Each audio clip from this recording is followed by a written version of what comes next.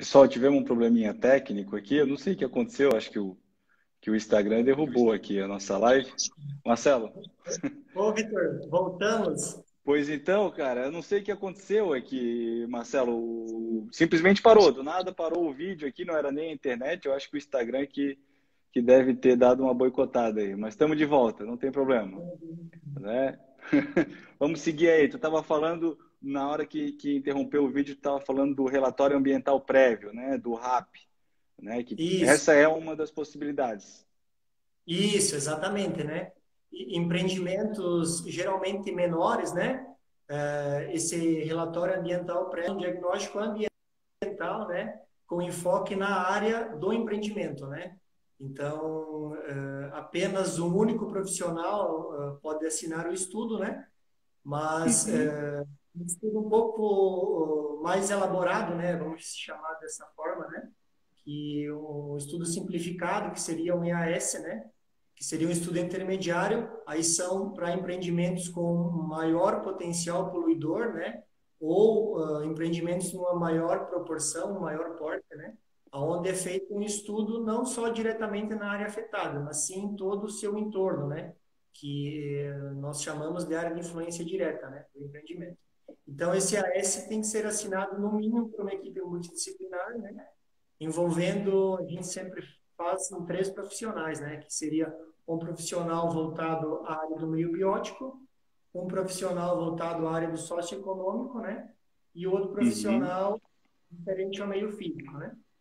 Então, esses são os dois principais tipos de estudos, né? Existe o estudo master, né? Que é o EIA-RIMA para o empreendimentos IARIMA. de poluidor, né?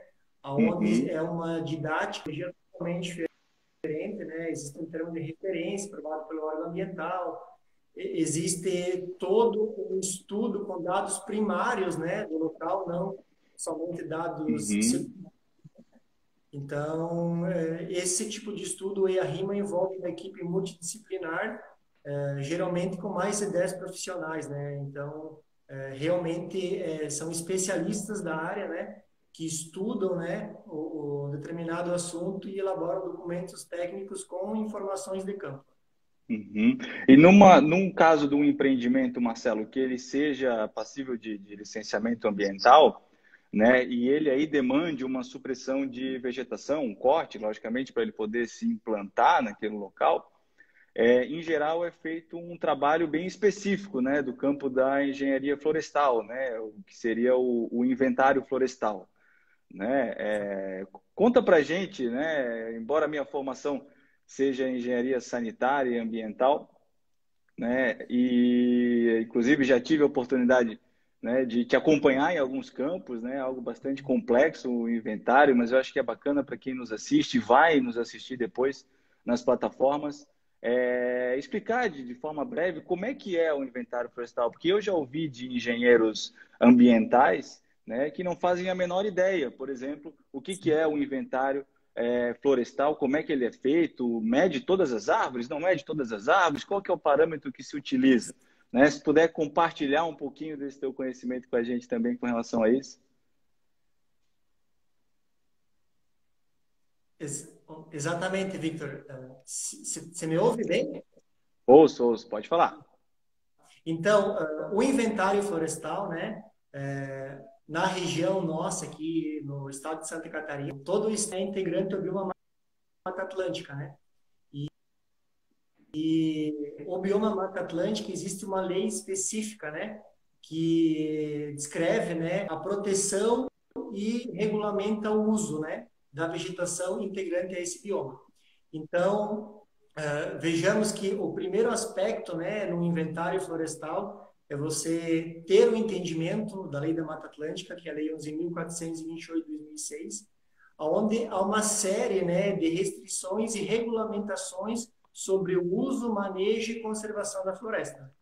Pensando a nível local, né, em inventários florestais, né, o que é um inventário florestal? É a caracterização qualitativa e quantitativa, né, da vegetação nativa existente.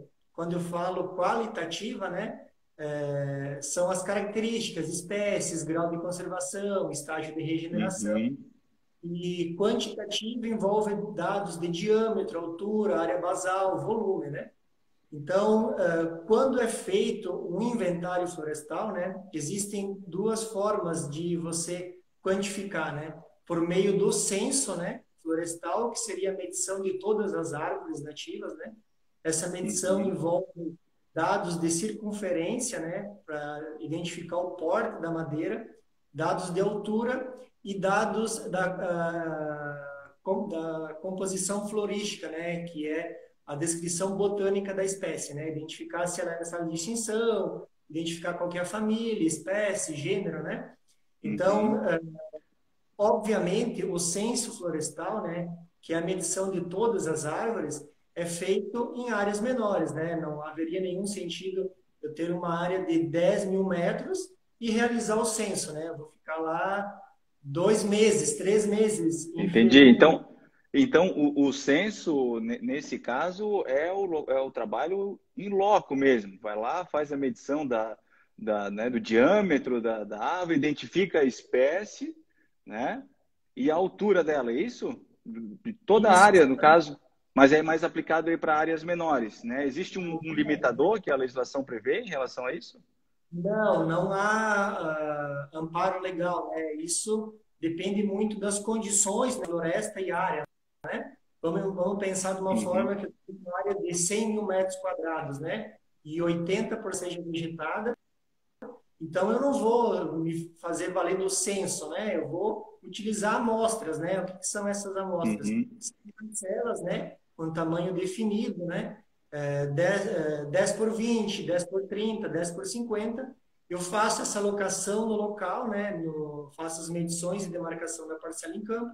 E nesse local demarcado é onde eu faço as medições em específico e a partir desses dados das parcelas eu faço a extrapolação, né, a inferência para toda a área florestal.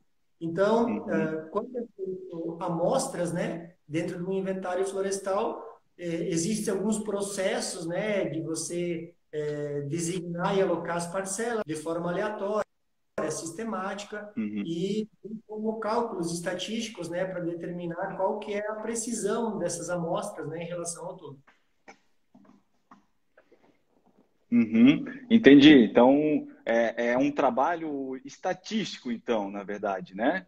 E Quando se faz um inventário florestal por parcelas, mas também dentro dessas parcelas, que seriam algumas áreas delimitadas dentro, desse fragmento florestal, essa área é delimitada ali, e ali dentro é feito uma espécie de censo, a gente poderia dizer assim, né? sim, Para ficar mais claro para quem e está nos todas as assistindo. árvores, né, que são aferidas e medidas, identificadas, elas têm que ser demarcadas, né, para que numa futura fiscalização do órgão ambiental ele consiga identificar, né, as árvores, né, e até conferir valores, né, que foram identificados e amostrados nas parcelas, né, para que essa informação ela seja até mesmo avaliada, né, Uhum, e confirmada em campo para que os dados realmente remetem-se à realidade do local, né? E, uhum, óbvio, no estudo florestal, né, voltando à parte de descrição qualitativa da floresta, o principal objetivo do inventário florestal é definir o estágio de regeneração de uma área, né? Porque uhum. a Atlântica, Lei 11.428, dependendo do estágio de regeneração, esse estágio a gente pode entender também como grau de conservação da floresta, né? É onde vai aferir o percentual, né, de área que eu posso usar, posso suprimir, né, e o percentual de área que eu preciso conservar. Para você ter uma ideia, existe uma regulamentação para áreas que foram criadas antes da criação da Lei da Mata Atlântica, né? Foi 22 de dezembro de 2006. E um outro aspecto e outra diretriz para áreas que foram designadas como plano depois da criação da lei, depois dessa data, que é 22 de 12 de 2006.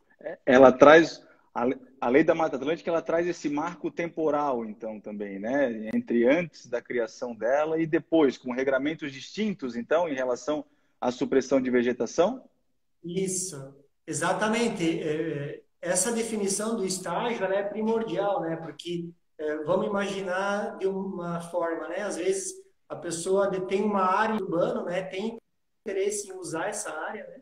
Só que ela passou a ser Uhum, perímetro urbano, vamos imaginar, após 2006, né? E é uma uhum, área conservada, né? Existem espécies, né, com pole avantajado, questão de bromélias, uma alta camada de serrapilheira, existem estratos emergentes, né? Existe subbosque com uma diversidade significativa de espécies, e o estágio de regeneração dessa área é avançado, né?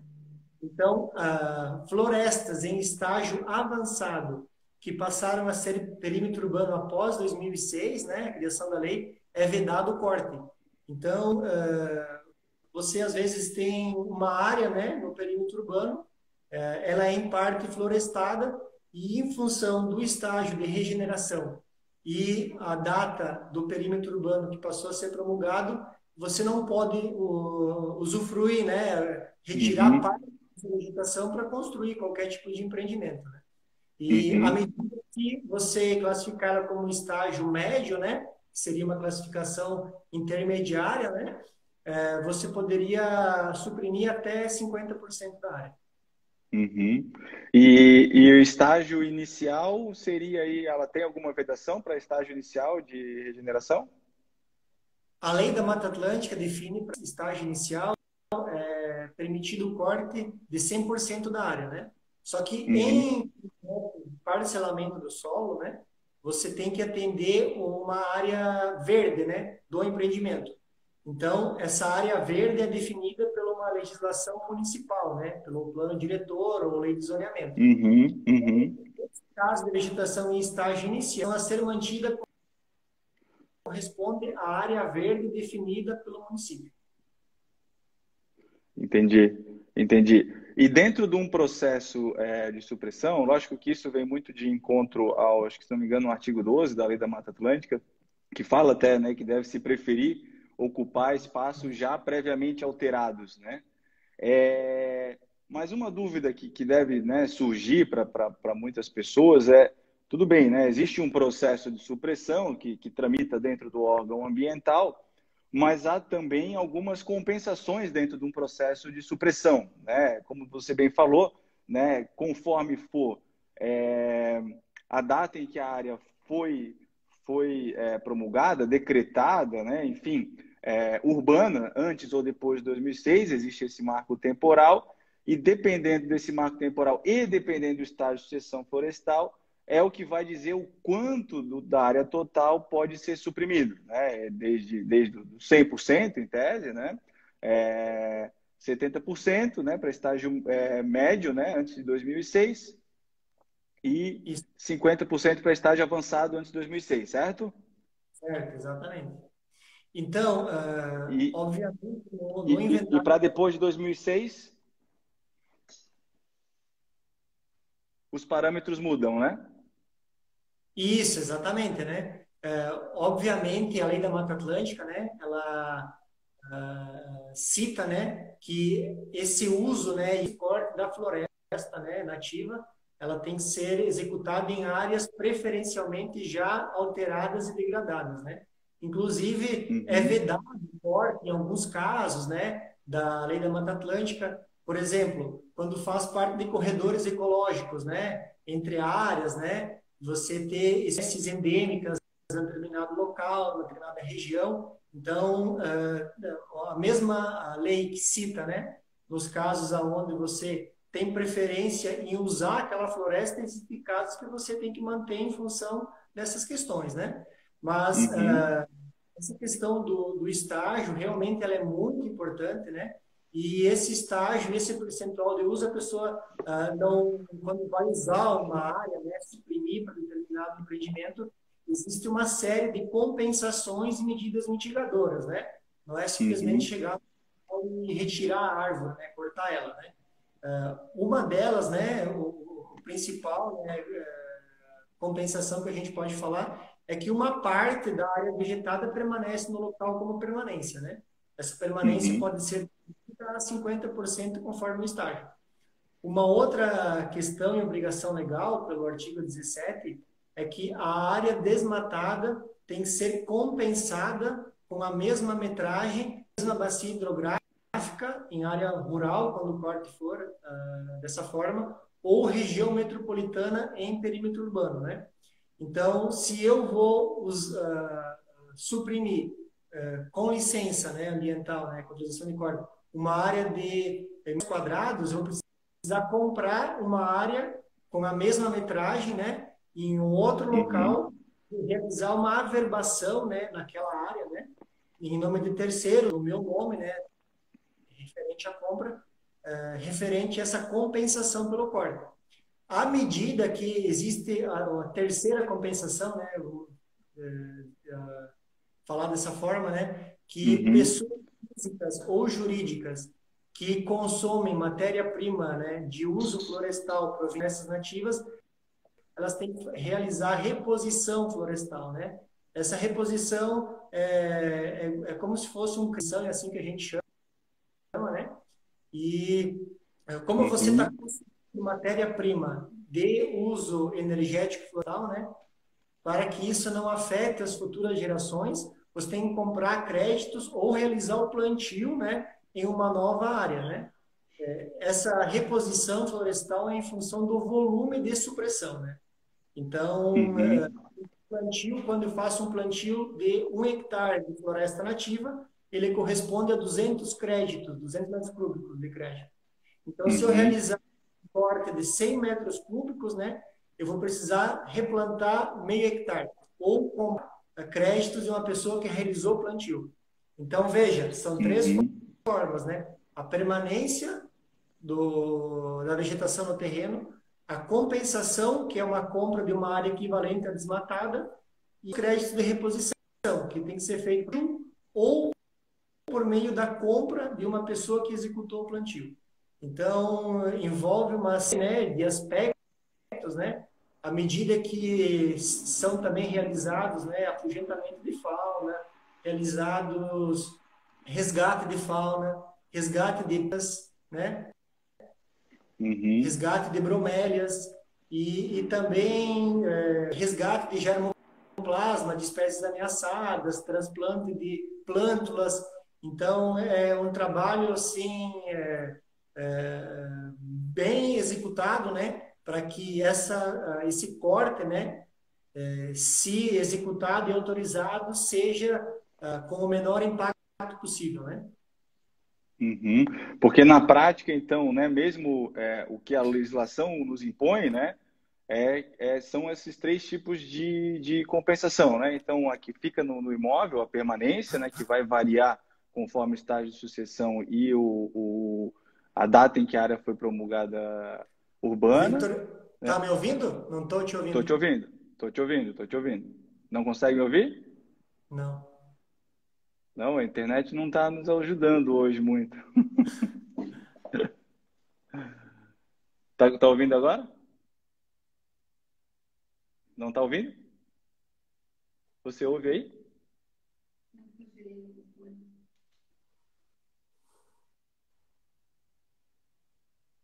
Está ouvindo aí? Ô Marcelo, tá ouvindo não? De repente você sai. Vamos iniciar então.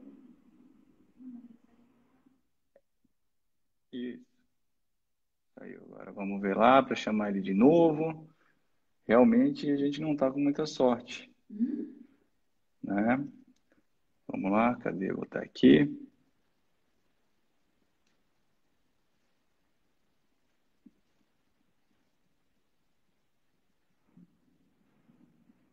Vamos ver se o Marcelo. Victor, voltamos de... Opa! Voltamos. Cara, terceira vez, eles estão tentando derrubar a gente, mas vamos continuar falando. O tema é bom, o assunto eu acho que atrai bastante gente. Ó, tem gente ali que comentou que estava nos ouvindo, nós dois, importante, né? Então, realmente falhazinha técnica aí, mas faz parte. Mas de qualquer forma, Marcelo, assim, então, ao contrário do que muita gente imagina, talvez, num processo legalizado, né, é importante, muita gente eu acho que confunde, né, especialmente quem não é da área ambiental, né? confunde desmatamento ilegal com um processo legalizado de supressão, né, de vegetação.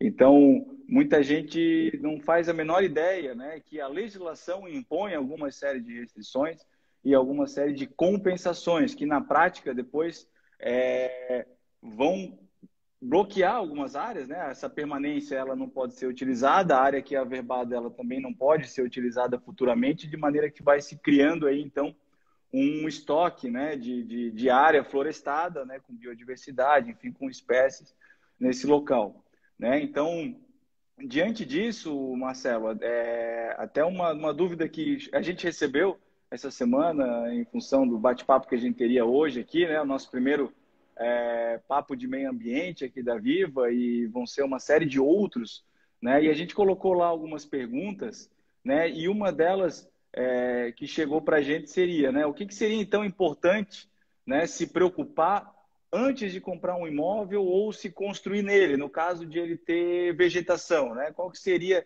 realmente, tanto para quem é da área, né? O que você daria de dica, tanto para quem é da área técnica, como para quem não é, né? É importante dar esse esclarecimento.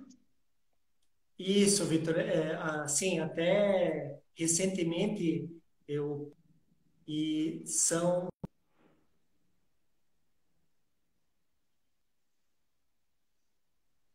Oi, Vitor. Estou te ouvindo?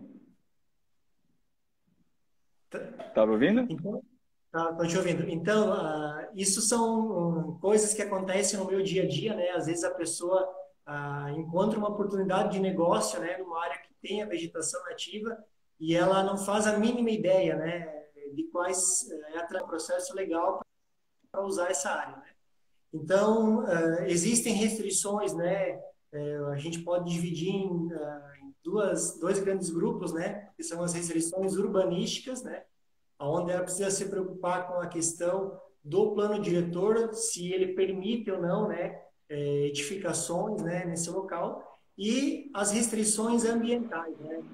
Obviamente, existe uma gama, né, de áreas de preservação permanente, as APPs, né. Então, o primeiro aspecto é se existe ou não, né, recursos hídricos, né, cursos d'água, Uhum, nascente, essa declividade, né? Porque a vegetação que se localiza nesses locais, né, elas são imunes, né, a impeditivo de corte, né? Existem algumas exceções, né, utilidade pública, interesse social, baixo impacto ambiental, mas para a pessoa que compra uma área, né, pensando em edificar, né, não é aplicável nesse caso.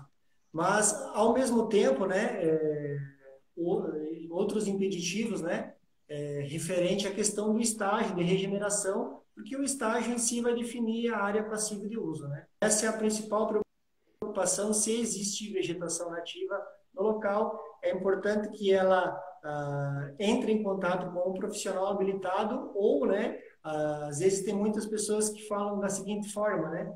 Aqui há 30 anos atrás era pastagem, plantava nesse local, uhum, então a gente sabe que é uma vegetação secundária, né? É uma vegetação proveniente de um abandono, né? De 10, 20, 25 anos, então a floresta, né? Com uma diversidade biológica significativa e um estágio de conservação, né? Mais avançado. Então, são essas preocupações que a pessoa, né, é imprescindível, porque essas compensações, elas envolvem custos, né? Para você ter uma uhum, ideia, em linhas gerais, essa compensação, essa compra de uma área equivalente, tem locais que chega até R$ 50 o metro quadrado, né? Se às vezes a pessoa tem um terreno de 300 metros, né? Ela pode usar uhum, 70% da área, né? Que são 210 metros. Se ela compensar e pagar R$ 50 ao metro em outro local, ela vai gastar R$ 11.000 só de compensação de uma outra área. Então, é uhum, um custo elevado que às vezes a pessoa não tem o conhecimento, né? E a uhum, real necessidade de pensar, comprei a área é minha, né? Eu posso usar ela, mas assim, você tem que atender a legislação uhum, e nesse aspecto é imprescindível. Um outro aspecto bem importante, Victor, é que em determinados projetos, né, de licenciamento, ou se você tiver áreas degradadas, né, e APPs que não estejam conservados, você é obrigado, né, a recuperar esses locais, né? Então, às vezes, Uhum. existem várias existências de APP, né, com determinados usos, né, até mesmo atividades agro-silvio-pastoriza, e você tem que recuperar o local. Então, até recentemente, num projeto que a gente fez, existia uma área de 100 mil metros quadrados, né? 20 mil metros era uma APP e era uma APP degradada, né? Então, Uhum. obviamente, né, no âmbito do licenciamento, uma das medidas mitigadoras propostas foi a recuperação dessa APP. Uhum. Então, o licenciamento não deixa de ser uma regularização também, né, dessa temática ambiental, né? Então, é Uhum. muito importante, E, né? Às e vezes a ainda. pessoa pensa... Oi? Não, pode falar.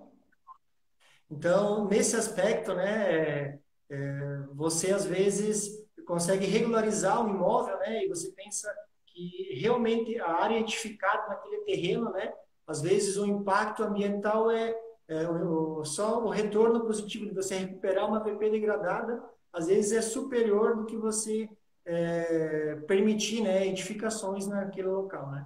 Uhum.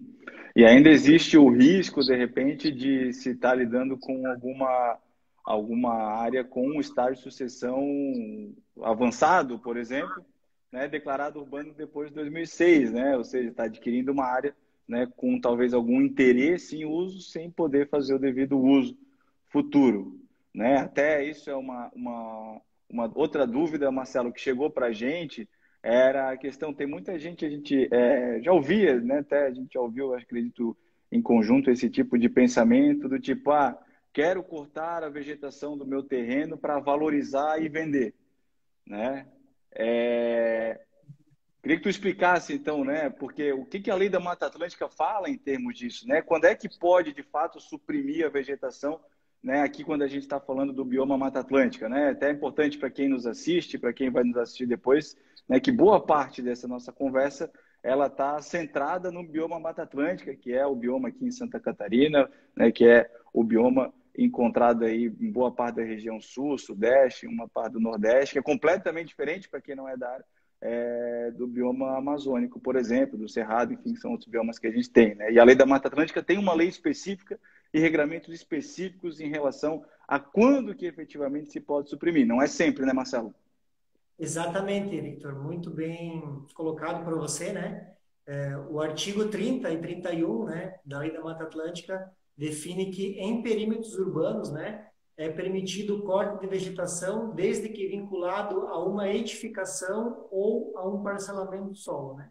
Então, você não pode cortar por cortar pensando numa valorização do teu imóvel, né? Você precisa de Uhum, projetos executivos, né? E até mesmo aprovativos, né? Para que essa sua supressão seja autorizada, né? E dentro dessa questão da Lei da Mata Atlântica, existem algumas peculiaridades, né? Como a questão minerária, né? Se você for precisar cortar a vegetação, né? Em estágio médio ou avançado para mineração, né? O estudo ambiental pertinente, o EIA-RIMA, né? Até a gente observa um conflito, né, com a nova lei de licenciamento, onde cita que em alguns casos, né, a mineração seria até dispensada de estudo ambiental, e a lei da Mata uhum, Atlântica é justamente ao contrário, né? Então, acredito que isso, as leis não se conversam muito, né? Então, uhum, se realmente for aprovada, é claro, né? Mas hoje é sim, necessário uma justificativa, né? Uma justificativa legal, né? Para uhum, que você consiga deter, né? Uma autorização de corte em determinado local. uhum. Porque, então, pelo que eu entendi, né, e quem nos assiste, vai nos assistir depois, via de regra, a lei da Mata Atlântica, então, ela prevê só a supressão de vegetação para utilidade pública, interesse social e para fins de parcelamento do solo e edificação, né? Então, se Exatamente. tem aí como exceções, na verdade, a regra, né? Em área urbana, né? Na área rural, esse regramento já é um pouco diferente. Ele já veta definitivamente a supressão, é isso? Isso, exatamente. Em áreas rurais, né? No bioma Mata Atlântica, o estágio inicial não existe um impeditivo, né, de área para corte, né? A área e tamanho da propriedade, mas em estágio médio, né, é só permitido para pequenos produtores rurais, né? Então, Uhum, esse pode ter, existe um conceito técnico, né, aonde ele não pode ultrapassar de 50 hectares de área e 80% da renda tem que ser advinda da agricultura, né? E estágio avançado é vedado o corte. Então, boa parte da vegetação existente em perímetros, em áreas, são vedados o corte, porque muitas pessoas não se enquadram, né, nessas questões, né, de como pequeno produtor rural, né? E para você uhum, conseguir suprimir uma vegetação em área rural, você precisa ter a APP conservada, né? Você precisa ter 20% da reserva legal fora da PP e somente se assim você tiver excedente de vegetação que é passível de supressão. uhum, Então, vamos até resumir para o pessoal aqui, né? Existe um regramento para perímetro urbano, né? E o outro regramento para área rural. Então, tem muitas especificidades nessas duas situações, né? E é uhum. bom que a pessoa realmente, às vezes, né, entenda, né, e procure um profissional habilitado, porque a gente sabe, né, tem muita gente comprando gado por lebre por aí. E aí a gente entra, Marcelo, num outro ponto, eu acho bastante interessante, né? Porque a gente vem construindo essa conversa, logicamente, dentro daquilo que a lei nos impõe e a gente tem que cumprir. E o que que acontece, né? No caso, né? Se você já viu alguma situação, né? Se você já teve... Opa, Marcelo caiu. Vou chamar ele de novo aqui.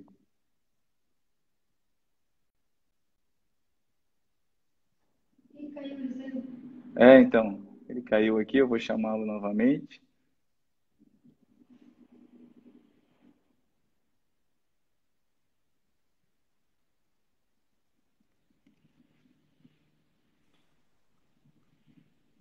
Tá de volta, Marcelo? Ô, Vitor, voltei de novo. Ai, meu Deus do céu.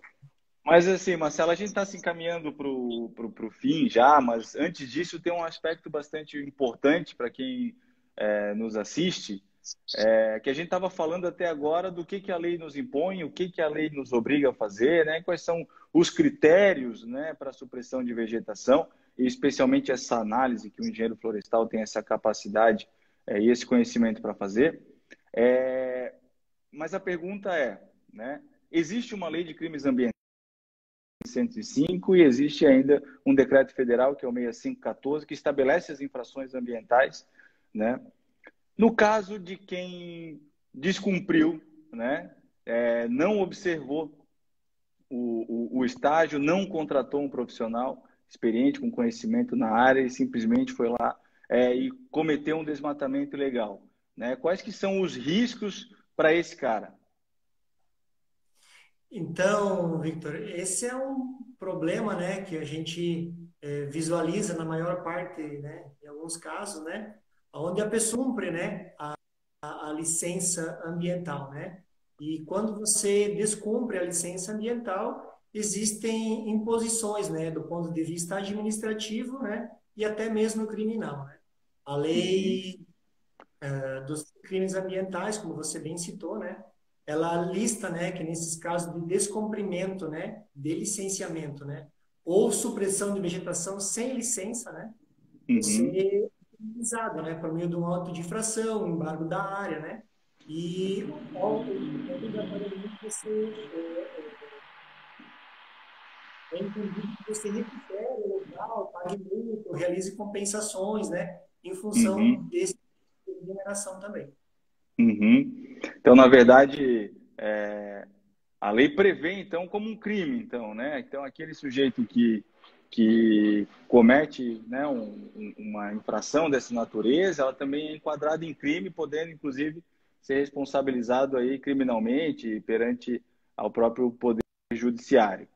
Marcelo, uma outra questão que eu queria te perguntar, a gente veio observando aí nos noticiários, nas últimas semanas, né? Algumas questões que envolvem a exportação de toras, a exportação de madeira, né? Envolvendo inclusive o afastamento do presidente Ibama, mas lógico, não é esse o tema, né? Só estou fazendo um gancho, mas um ponto-chave ali que foi mencionado era a questão do DOF, né? Do tal do DOF, né? Que eu recebi alguns questionamentos também, bom, mas o que é o tal do DOF?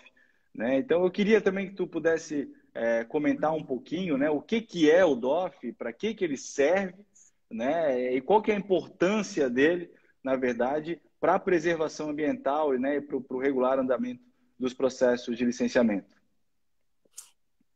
Então, Victor, muito bem colocado por você, né? O DOF, que é o documento de origem florestal, né?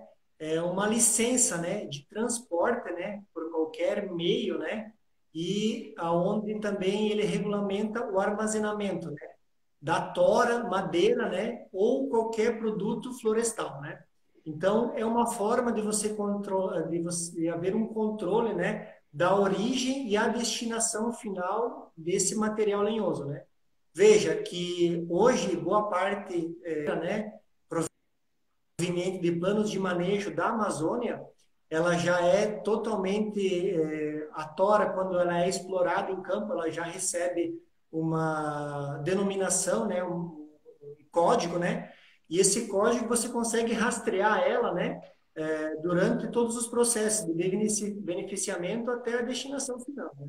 Então, o que estava Cada, acontecendo é cada que tora recebe, cada tora recebe um código exatamente, específico, como se fosse uma certidão de identidade, exatamente, e isso vai exatamente. para dentro do DOF.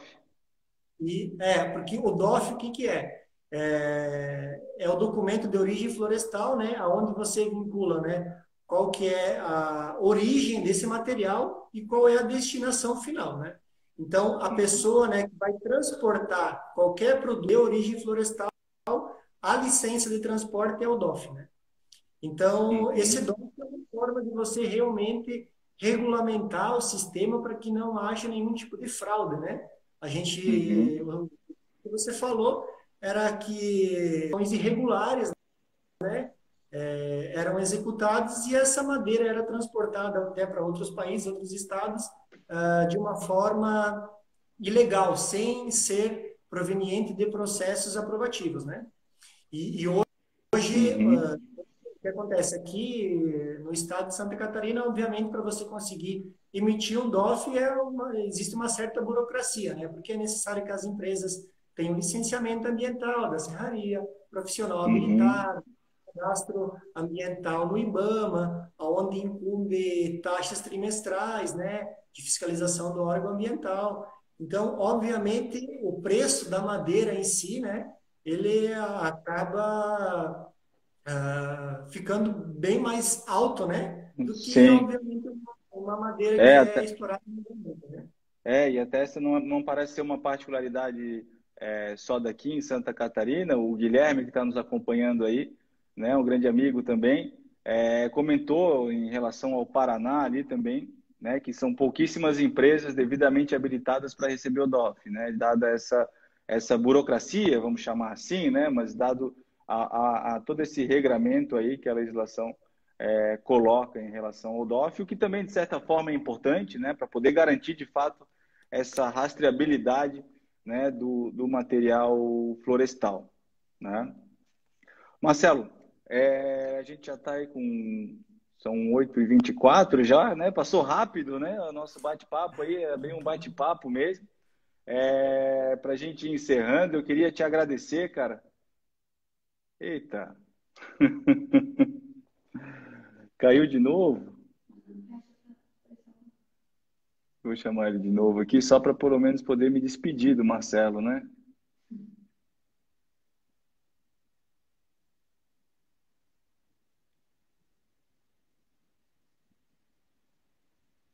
Vamos ver se o Marcelo volta aí. Voltou. Eu te chamei de Tá, volta para tá poder me difícil, despedir de tá ti, cara. certo. Marcelo, te agradeço aí. Realmente foi uma aula, né? Muito do que eu sei hoje, né? da minha carreira que eu tive dentro do licenciamento ambiental, do que eu aprendi em relação à exploração florestal, a própria lei da Mata Atlântica, né, foi contigo. E é engrandecedor, acredito, essa aula. Muita gente aí, né? Digo, é um bate-papo, mas foi uma aula porque trouxe muita informação bacana, de uma forma bem tranquila. Queria te agradecer, né, a disponibilidade, estar aí com a gente. Espero que a gente consiga aí também bater outros papos aí com outros assuntos também, mas sempre ligados à área ambiental e à área florestal. Obrigado, Marcelo. Victor, eu agradeço aí a oportunidade, né? E aproveitando o comentário do Maurício aí, mandar um abraço para todos os colegas, né, de profissão, né? Já tempo de formado, a gente acaba conhecendo muitos profissionais da área, né? Então, um abraço lá para o pessoal da turma de engenharia florestal, que participou comigo, né, do mestrado, né, doutorado e na graduação. E te agradeço a oportunidade, né, por poder estar aqui compartilhando, né, apesar do pouco tempo, né, algumas informações úteis, né, para que seja de grande valia para as pessoas que estão nos assistindo e que irão nos acompanhar. Tá certo. Obrigado, pessoal. Obrigado a todo mundo que nos assistiu aí também. Essa é a primeira live do Papo de Meio Ambiente aqui da Viva. E a gente ainda vai fazer uma série de outras aí também nas próximas semanas. Aí espero que vocês acompanhem, cada semana trazendo um tema, um profissional também especializado. Marcelo, obrigado, cara. Boa noite aí para ti e até mais.